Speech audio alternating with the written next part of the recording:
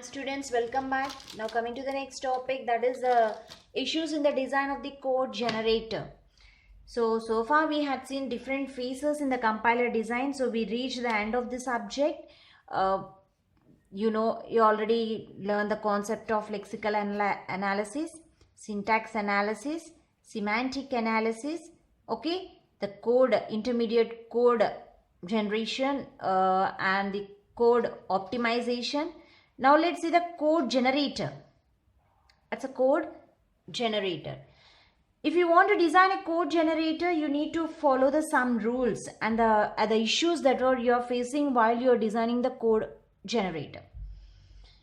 Where exactly the code generator will be seen. So let's see the position of the code generator. Let's take the front end. So the front end is nothing but the lexical analysis, syntax analysis and semantic analysis. So this comes under the front end. So the front end giving the source program, input is the source program. Okay, so the front end to code optimization. So the code optimization is a back end. The code optimization. Okay, so the code optimization to code generator. So here the position will be there, the code generator. And the final you'll get from code generator, you'll get the target program. You reach the target program, which is assembly level language. Okay, so here everything will be connected to the symbol table. Symbol table. Okay, so the front end is generating the intermediate code,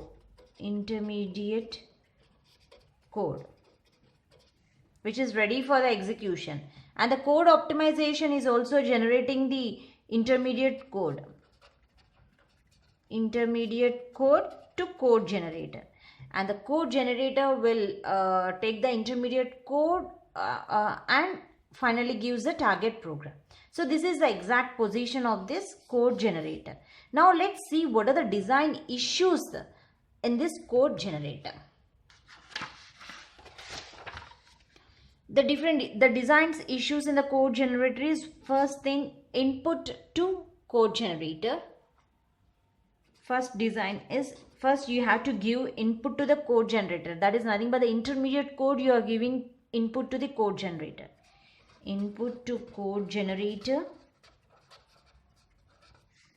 And the second, you have to know the target program. You have to reach the target program. Third design issue, memory management. How the memory is going to be managed in the code generator. Memory management. Fourth one, instruction selection. What type of instruction it has to be selected to perform the operation. Instruction selection. Fifth one, register allocation issues. Is there any register allocation issues are there? Register allocation issues. Evaluation order. So which order you have to follow to evaluate the expressions. And okay, so these are the 6 design issues in the design of the code generator. Let's discuss one by one. So the first design issue is the input to code generator. So this is one of the important question. Try to know all the design issues of the code generator. Input to code generator. So input to code generator, here the linear representation like postfix, and so I said the input to code generator is nothing but you'll get the intermediate code. Okay, you'll get input as an intermediate code. So how this intermediate code will be look? It's just a linear representation. Linear representation, like what you can say, the postfix expression,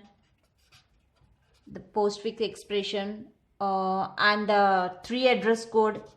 The intermediate code is nothing but the output of, here it is a 3 address code, or it may be represented as DAG, directed acyclic graph.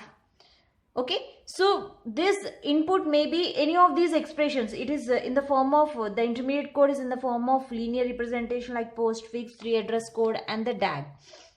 Okay, and here you need to assume that type checking is done. Okay, so in this representation, the type checking is done and the input is free of errors. Make sure the input is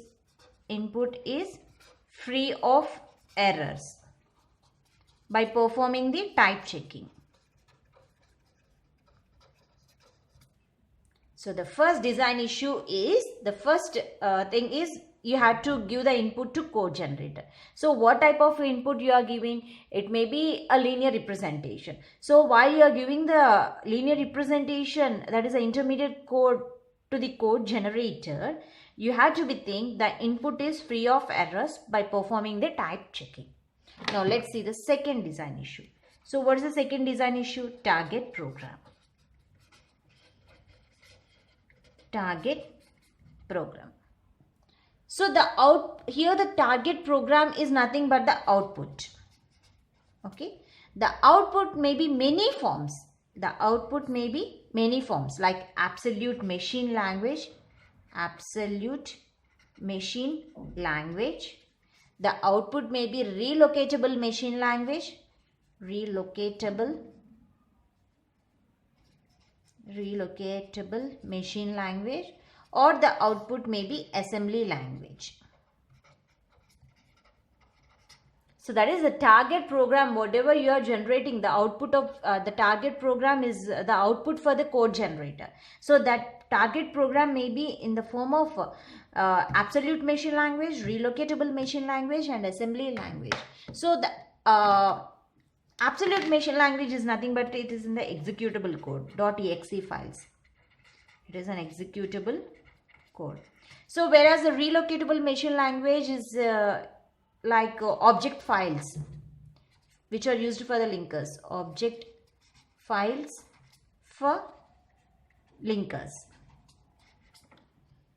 Okay, and what about the assembly language? The assembly language facilitates the debugging.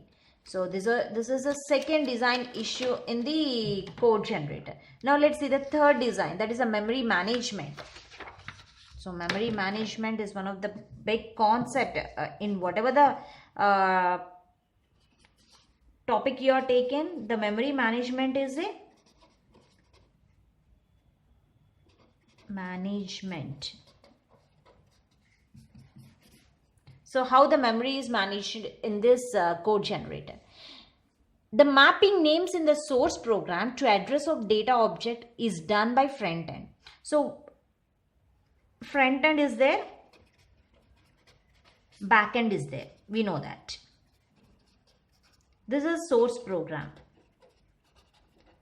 So the source program is entering into the front end. Later it enters into the back end. Okay. So in the compilation process that we know that. So here the mapping names in the source program, whatever the source program is there, here the mapping names in source program to address of data object is done by in the front end. Okay, so everything will be done in the front end. And as well as the code generator also. So front end in the same way in the back end also. Okay, so the mapping can be done in both front end, okay, and the back end. The name in 3 address statements refers to the symbol table entry for name. Let's take then from the symbol table entry, a relative address can be determined for the name. So here we are giving whatever the source program that will be there. So that will be sent, perform address of the data objects is done by the front end as well as the back end also. Whenever you are using that type of objects, that address will be generated by front end as well as the back end also. So here everything, the information will be stored in the symbol table. Okay. So the front end and the back end information regarding the variables information will be stored in the symbol table. So the symbol table here entry a relative address can be determined for the name. It's consisting of the relative address. Whenever the backend it calls, it's just take that address information and place here in the symbol table. So with the help of the relative address, it find out the variable in the symbol table and execute the operation. So this is the memory management. It's one of the design issue of the code generator. So we will see the remaining issues of the code generator in the next video. Thank you.